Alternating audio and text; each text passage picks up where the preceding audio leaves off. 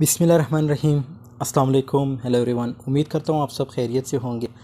आज जो हमारा टॉपिक है that's about modern drama a doll's house by Henrik Ibsen. बहुत ही इंटरेस्टिंग ड्रामा है और इस ड्रामे में हम देखेंगे definition of modern drama, author biography, की फैक्ट्स, सेटिंग, कैरेक्टर्स, समरी और लास्ट में theme. So what does modern drama mean?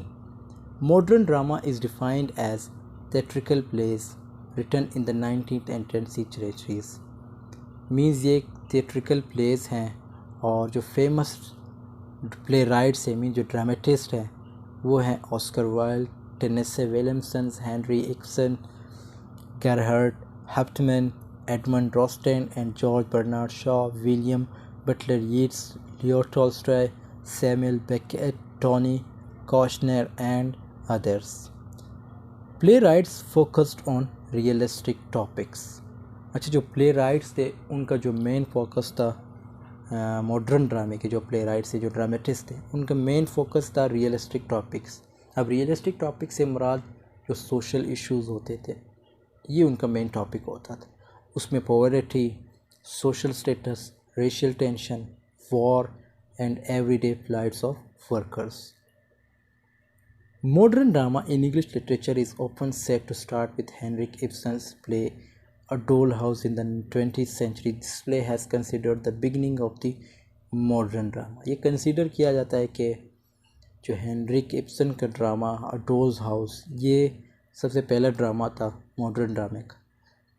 Traditional drama dealt with supernatural elements, fate, heroic wars. जो ट्रेडिशनल ड्रामा था उसमें क्या होता था, सुपर नेचुरल एलिमेंट्स का यूजेज होता था, जैसे fate, magic, heroic. Whereas modern ड्रामे में क्या होता है, रियलिज़म होती है। मींस इसमें आपको जो है जो सोशल इश्यूज होते हैं उसको ये लोग उजागर करते हैं। Modern drama is essentially a drama of ideas rather than action.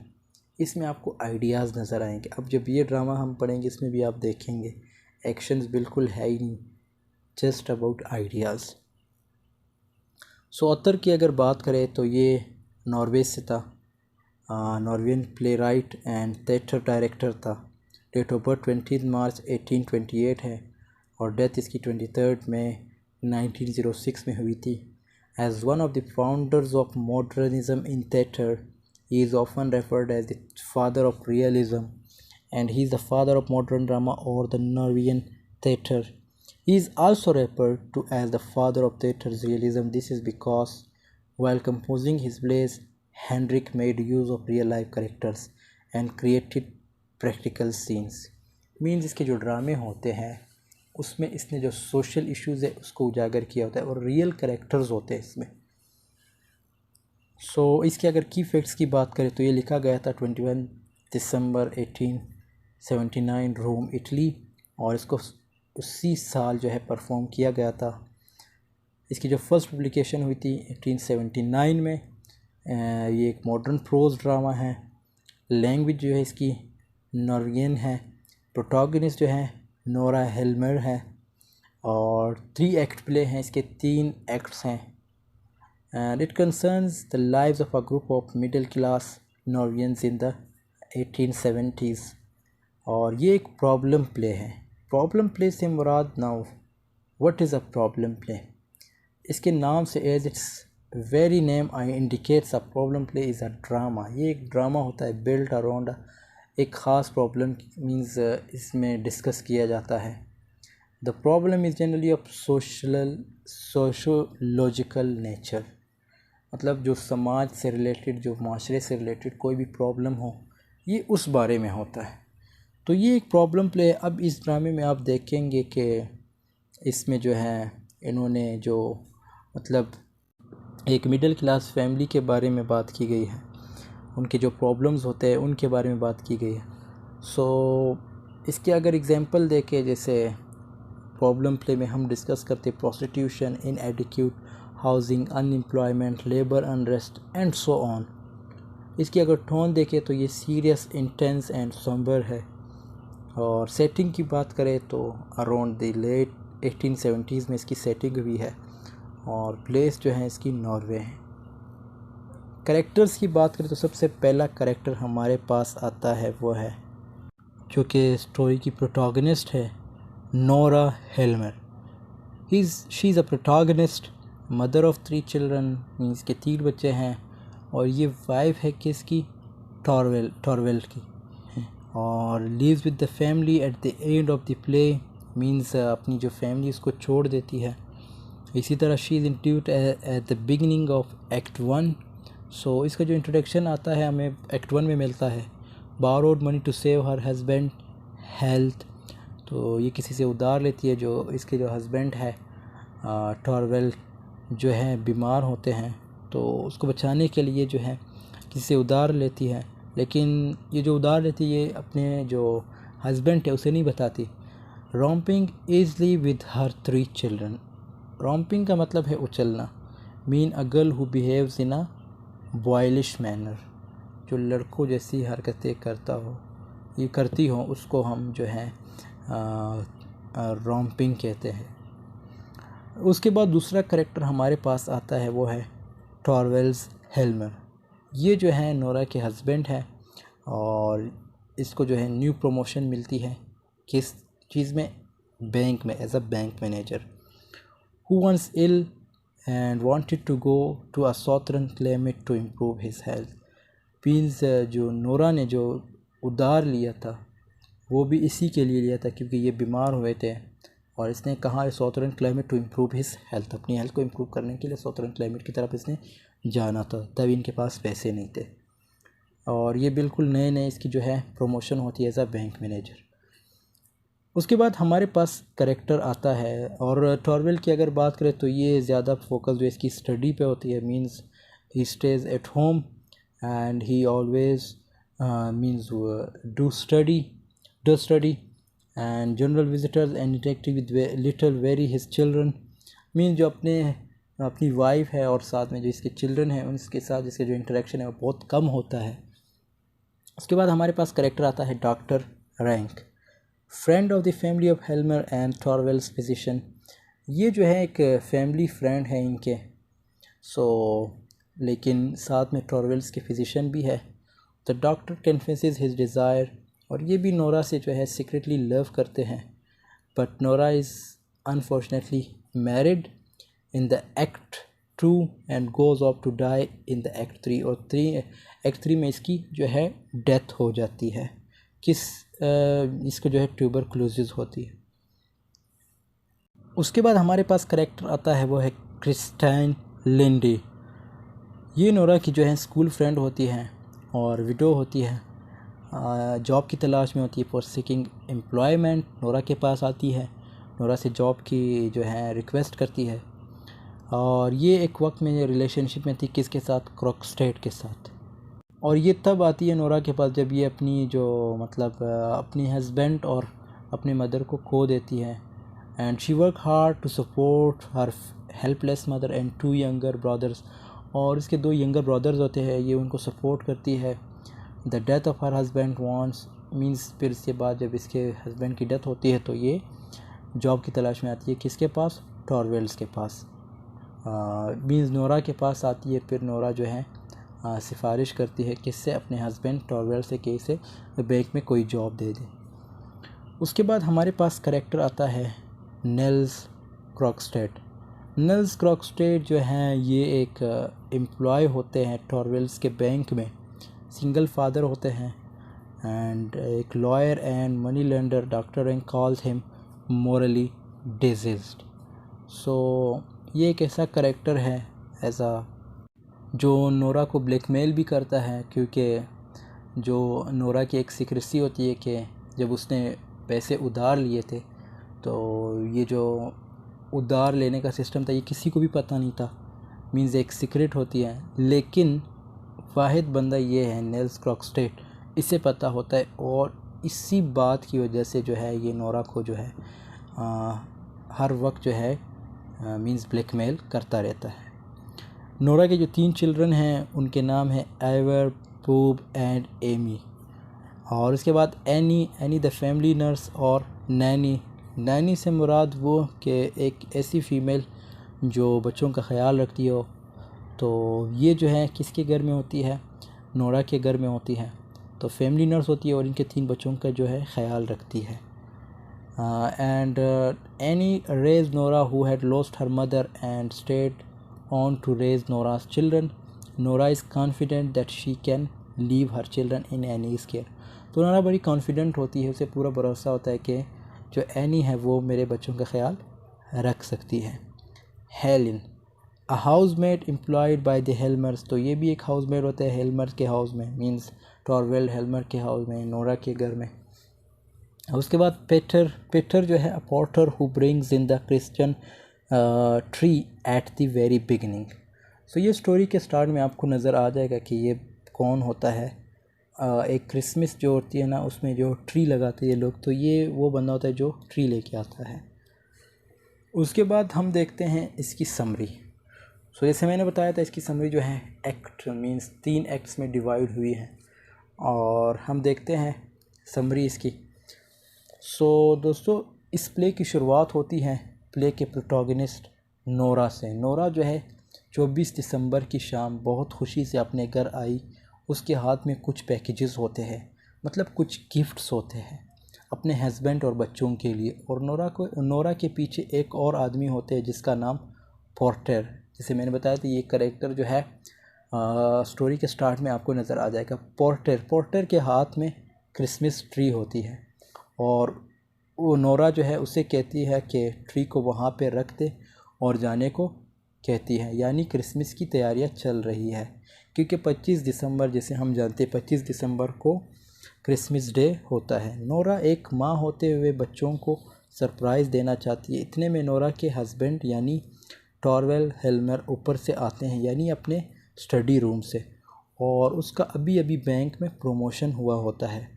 और टॉरवेल जब देखता है कि नोरा इतने गिफ्ट्स लेकर आई है, तो वो उसे डांटता है और कहता है कि क्यों इतना ख़र्चा करके आई हो, तुम्हें पता है ना हमारी कंडीशन का। तो नोरा आगे से कहती है कि क्रिसमस जो है मींस क्रिसमस इवनिंग है, थोड़ा ख़र्चा तो करना पड़ता है, और वैसे भी तुम्हारी बैंक में प्रमोशन हो चुकी है। नोरा मज़ीद कहती है कि तुम एक बड़े पोस्ट पे हो, अब हमारी जितनी भी प्रॉब्लम्स है वो सॉल्व होने वाली है। तो टॉरवेल हेल्मर आगे से कहता है कि मुझे अभी भी पैसे नहीं मिले, मेरा पहले का ही जो चेक ड्यू है अपने मींस जो चेक ड्यू है वो अभी भी बैंक में है। ड्यू का मतलब है शेड्यूल टू अराइव। सो अभी हम इसे फ़जूल ख़र्ची नहीं कर सकते, मींस ऐसी फ़जूल ख़र्ची अभी हम नहीं कर सकते। सो टॉरवेल मींस डांट में ये कह देता है कि ये जो ख़र्चा करने की आदत है ये तुम्हें तुम्हारे फादर से मिली है। अब डांटते ये टॉरवेल हेल्मर जो कि नोरा के हस्बैंड होते हैं, वो ये कह रहे हैं कि जो तुम ख़र्चा करती हुई ये तुम्हें तुम्हारे फादर से मिली है, अपने फादर के घर में ऐसा ख़र्चा करती होंगी, इधर ये नहीं चलेगा। और कहता है कि पैसों की कदर करनी चाहिए, ऐसे फजूल खर्ची नहीं कर सकते। और नोरा आगे से कहती है ठीक है, आज के बाद नहीं करूँगी, और यूँ ये डिस्कशन ख़त्म हो जाती है। यहाँ पे इसकी डिस्कशन की जो है एंडिंग हो जाती है। अब स्टोरी में डॉक्टर रैंक की एंट्री होती है, जो इनके दोस्त हैं। डॉक्टर रैंक जैसे मैंने बताया इनके फैमिली फ्रेंड है। तो उसकी जब एंट्री होती है, इनके दोस्त है और फैमिली फ्रेंड की तरह मानते हैं, मींस किसको, डॉक्टर रैंक को। टॉरवेल ने नोरा को कहा है कि डॉक्टर रैंक जब भी घर आए उनको आने देना, उसे रोकना मत। तो यू डॉक्टर रैंक टॉरवेल के साथ स्टडी रूम चले जाते हैं, और यू अब क्रिस्टाइन लेंडे जो है उसकी एंट्री होती है। किधर, मींस नोरा के घर में जो क्रिस्टाइन लेंडे है उसकी एंट्री होती है। सो नोरा शुरू में इसे पहचानती तो नहीं, मतलब उसकी जो रिकग्नाइजेशन है, जो आइडेंटिफिकेशन है वो नहीं होती, किसकी, अपने फ्रेंड को नहीं पहचान पाती। अब नोरा की फ्रेंड कौन है, क्रिस्टाइन लेंडे, लेकिन बाद में जो है पहचान लेती है, क्योंकि क्रिस्टाइन लेंडी जो है नोरा की स्कूल फ्रेंड है, और ये इससे 8 साल बाद मिली है। तो नोरा पूछती है कैसी हैं आप, हस्बैंड कैसे हैं आपके। तो क्रिस्टीन लैंडी कहती है हस्बैंड की डेथ 3 साल पहले हो चुकी है। तो नोरा दुख का इजहार करती है। तो नोरा पूछती है कि कोई पैसा वगैरह आपके लिए छोड़ दिया है, मींस उसने कोई जो प्रॉपर्टी है आपके लिए छोड़ी है या नहीं? तो क्रिस्टीन लैंडी कहती है नहीं। और लिंडी कहती है कि सारी उम्र स्ट्रगल किया अपने छोटे भाइयों और अपने माँ को पालने के लिए। अब माँ की डेथ हो गई और भाई बड़े हो गए और अब मैं फ्री हो गई हूँ। तो नोरा से कहती है मुझे जॉब की तलाश है। अब क्रिस्टीन लैंडी नोरा से कहती है कि तुम बताओ तुम्हारी ज़िंदगी कैसे गुजर रही है। मींस पहले नोरा ने उससे इंट्रोडक्शन ली कि क्या कर रही हो, क्या चल रहा है लाइफ में। अब क्रिस्टीन जो है किससे, नोरा से इंटरव्यू लेने की कोशिश करती है कि तुम बताओ ज़िंदगी कैसी है, ज़िंदगी में क्या चल रहा है, कैसी गुजर रही है ज़िंदगी। तो इनके बीच बहुत पुरानी बातें होंगी। तो लिंडी कहती है कि तुम कितनी खर्चा करती थी स्कूल में। तो नोरा कहती है कि मेरा शौहर आज भी मुझे कहता है कि मैं फ़जूल खर्च हूँ।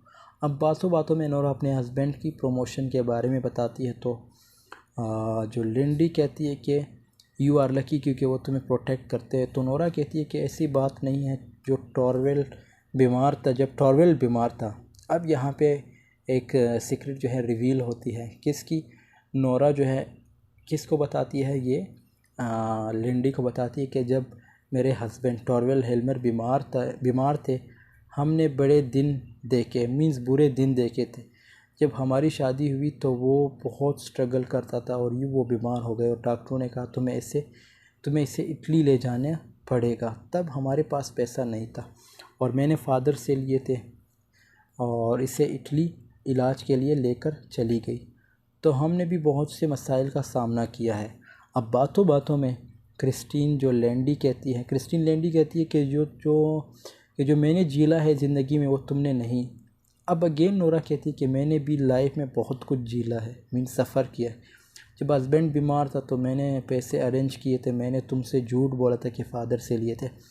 अच्छा, पहले जो नोरा है वो कहती है कि पैसे मैंने अपने फ़ादर से लिए थे। अब अगेन कहती है कि नहीं, पैसे तो मैंने फ़ादर से नहीं लिए थे, मैंने किसी और से उधार लिए थे। उनके इंस्टॉलमेंट अब भी कंप्लीट करने वाली हूँ, मीन्स उनकी इंस्टॉलमेंट अभी कंप्लीट करने वाली हूँ। और मैंने पता नहीं कहाँ से जॉब की है अपने हस्बैंड की जान बचाने के लिए। तो ये कन्वर्सेशन थी नोरा और लिंडी के बीच। अब इतने में यहाँ पे नील्स क्रॉकस्टेट की एंट्री होती है। नील्स जो क्रॉकस्टेट है, मीन जो नील्स क्रॉकस्टेट है, कहानी के एंटागनिस्ट है। ये कहानी के एंटागनिस्ट हैं। ये जो क्रॉकस्टेट है, ये जो टॉरवेल है, इसके साथ बैंक में काम करते हैं। ये घर में इंटर होता है, किसके घर? मींस नोरा के घर। और नोरा कहती है कि टॉरवेल स्टडी रूम में बैठे हैं, उधर चले जाओ। तो लिंडी उसे देख के घबरा जाती है और नोरा से कहती है कि ये कौन था? ये मेरे हस्बैंड के साथ बैंक में काम करता है। तो नोरा आगे से कहती है कि ये मेरे हस्बैंड के साथ बैंक में काम करता है और इसकी जो वाइफ है वो मर चुकी और अकेला रहता है और इसके बहुत सारे बच्चे हैं। तो नोरा अब क्रिस्टीन लिंडी से कहती है कि तुम जानती हो इसे? तो लिंडी कहती है हाँ, कभी जानती थी, मीन्स इनका ब्रेकअप हुआ होता है। और ख़ैर छोड़ो, ऐसे अब यहाँ पे क्या होता है। और तीनों डॉक्टर जो रैंक है, नील्स क्रॉकस्टेट है और टॉरवेल स्टडी रूम से बाहर आते हैं। अब इन दोनों की जब दरमियान कन्वर्सेशन होती हैं तो ये तीनों स्टडी रूम से बाहर आते हैं। तो नोरा टॉरवेल से कहती है ये मेरी फ्रेंड लिंडे हैं, इसे जॉब की ज़रूरत है, क्या तुम इसे जॉब दिलवा सकते हो अपने बैंक में? और टॉरवेल कहता है मैं कोशिश करता हूँ। अब सब अपने घर की तरफ रवाना हो जाते हैं, नोरा वहाँ पे अकेली रह जाती है। अब नोरा के माइंड में डिफरेंट थॉट्स आते हैं और वहाँ पे उसकी मैड आ जाती है, हेलिन आ जाती है। और फिर नोरा बच्चों के साथ खेलने लगती है। अब वहाँ पे एक शख्स आ जाता है। वो शख्स कौन था? कहानी का एंटागनिस्ट यानी नील्स क्रॉकस्टेट। और नोरा उसे देख के डर जाती है और वो नोरा से कहता है कि मुझे बस 2 मिनट बात करनी है। नोरा कहती है कि टॉरवेल घर पे नहीं है, तुम टॉरवेल से बात कर लेना। लेकिन वो कहता है कि मुझे आपसे बात करनी है। अब नोरा अपनी मैड यानी हेलिन को कहती है कि बच्चों को लेके चली जाओ। अब नील्स क्रॉकस्टेट कहता है कि तुम्हें पता है कि तुम्हारे हस्बैंड मेरे बचपन का दोस्त है और हम एक ही बैंक में काम करते हैं। पहले इसका बिहेवियर मेरे साथ बहुत अच्छा था, लेकिन आजकल मुझसे सही तरीके से बात नहीं करता। नोरा बोलती है मैं क्या कर सकती हूँ, ये तो आप जाने और आपका काम जाने और आप मतलब आपके बॉस यानी टॉरवेल जाने। और क्रिकस्टेट आगे से कहता है कि तुम्हारा हस्बैंड जो है मेरी नौकरी के पीछे लगा है, तुम उसे समझाओ। नोरा कहती है इट्स योर मैटर, तुम जानो और टॉरवेल जाने। तो वो फिर कहता है कि तुम इसे समझाओ। तो नेल्स क्रिकस्टेट कहता है कि तुम अपने हस्बैंड को मेरी नौकरी ना छीनने के लिए नहीं कहोगी। तो वो कहती है नहीं बोलूँगी। अब यहाँ पे ये दोनों थोड़े जो हैं थप जाते हैं, मीन गुस्से में आ जाते हैं। जो क्रिकस्टेट है वो कहता है नोरा से कि तुम मतलब मेरी नौकरी ना छीनने के लिए अपने हस्बैंड से नहीं कहोगी। तो वो कहती है नहीं कहूँगी। अब नील्स क्रिकस्टेट कहता है अगर तुम ऐसा नहीं करोगी जो मैंने कहा है तो मुझे तुम्हारा सीक्रेट जो है पता है। नोरा बोलती है कौन सा सीक्रेट? तो वो बोलता है वही सीक्रेट जो तुमने पूरे दुनिया से छुपा रखा है। तुमने अपने हस्बैंड के इलाज के लिए जो पैसे उधार लिए थे वो सीक्रेट और मेरे पास वो सीक्रेट जो है मेरे पास है। मीन्स इस बात का एविडेंस भी है। तुमने जो सिग्नेचर किए थे अपने फादर के वो एविडेंस सब भी पड़ा है मेरे पास। तुम्हारे फादर की जो है डेथ एक दिन पहले हो गई थी। और नोरा टेंस हो जाती है कि तुम ऐसा क्यों कर रहे हो। अब ये किससे पूछ रही है नोरा? मीन्स क्रिकस्टेट से पूछ रही है कि तुम ऐसा क्यों कर रही है, ऐसा बिहेवियर क्यों मेरे साथ अपना रहे हो। तो वो बोलता है मुझे कुछ नहीं चाहिए, बस मेरी जॉब बच जाए। तो तुम अपने हस्बैंड को समझाओ, वरना मैं कोई लेटर लिख लूँगा तुम्हारे हस्बैंड के लिए। और मैं जानता हूँ कि तुम अपने हस्बैंड को नाराज़ नहीं करना चाहती किसी भी मामले में। तो यहाँ पे जो क्रिकस्टेट है ये कह के वहाँ से चला जाता है। मीन्स ये सब बातें करके जो क्रिकस्टेट है वो वहाँ से चला जाता। तो नोरा ये नहीं चाहती थी कि मेरे हस्बैंड को पता चले कि मैं इसकी जान बचाने के लिए कितनी स्ट्रगल की थी। ये सब कहने की बातें हैं। असल में वो ये नहीं चाहती कि टॉरवेल की मर्दानगी को ठेस पहुँचे कि नोरा ने मेरी हेल्प के लिए पैसे उधार लिए थे और उन पैसों की इंस्टॉलमेंट चुका भी दी कहीं कहीं काम करके, और मुझे पता तक नहीं चला। तो वो ये नहीं चाहती कि ये बात उसी को पता चले। अब बार बार क्रिकस्टेट जो है नोरा को ब्लैकमेल करने की कोशिश करता है। अब नोरा ने ये प्रॉब्लम जो इसकी school friend Linde means Christiana Linde को बताती। तो वो कहती है ये तो होना था एक दिन। अब नोरा बार बार टॉरवेल के पास जाती है कि क्रिकस्टेट की नौकरी मत छीनो, लेकिन टॉरवेल मानता ही नहीं। टॉरवेल कहता है कि ये अच्छा आदमी नहीं है और इसका नौकरी से जाना ज़रूरी है। मीन्स नौकरी छोड़ना बहुत ज़रूरी है और मैं इस मामले में बातचीत नहीं करना चाहता। अब अगले दिन क्रिसमस इवनिंग नेल्स क्रिकस्टेट आता है और बोलता है कि अब मैंने टॉरवेल के लिए लेटर लिख दिया। टॉरवेल से मुराद जो नोरा के हस्बैंड है उसके लिए लेटर लिख दिया है। अब लिंडे जो है मीन्स जो नोरा की स्कूल फ्रेंड है क्रिस्टियाना लिंडे आती है नोरा के पास कि क्या हुआ। तो नोरा जो है स्टोरी बता देती है कि उसने टॉरवेल के लिए लेटर लिख दिया है। तो लिंडी जो है कहती है मैं उससे बात करती हूँ। नोरा कहती है कोई फ़ायदा नहीं, उसने तो लेटर लिख दिया है, शाम तक टॉरवेल वो लेटर पढ़ चुका होगा। तो लिंडी जो है क्रिकस्टेट ने मीन्स समझाने के लिए चली जाती है।